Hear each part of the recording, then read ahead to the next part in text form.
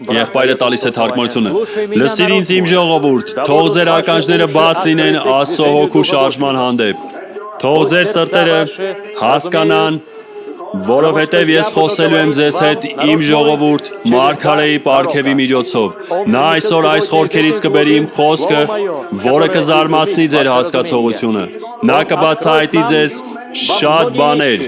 որոնք դուք երբեք չեք հասկանա, եթե դրանք հոգեպես չճանաչվեն և չհայտնվեն ձեզ։ Քննեք ձեր սրտերը, զավակներ, և նայեք նրան, որպեսզի նա, երբ խոսի, մարգարեի միջոցով կարողանա ձեր ուշադրությանը հասնել այն, ինչ ինքը կամենում է դնել ձեր ականջների մեջ։ Սա նախազգուշացում է, շատ սրտերի համար այս խոսքերը կհնչեն վերջին անգամ։ Հասել է ժամանակը, որ մեր հասկացողությունն ուղղվի։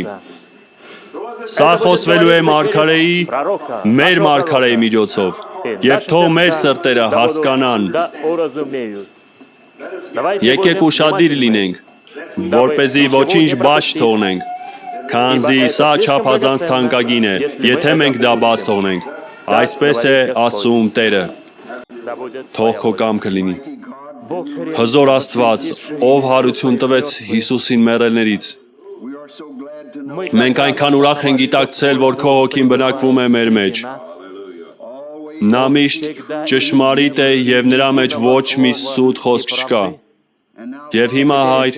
հաստատիր քո խոսքը նաև հետագայում, երբ կկարդան քո փառքի համար, և թող ամեն մի սիրտ, ինչպես դու ասացիր, պատրաստված և տրամադրված լինի, քանզի ինչ-որ բան կհնչի։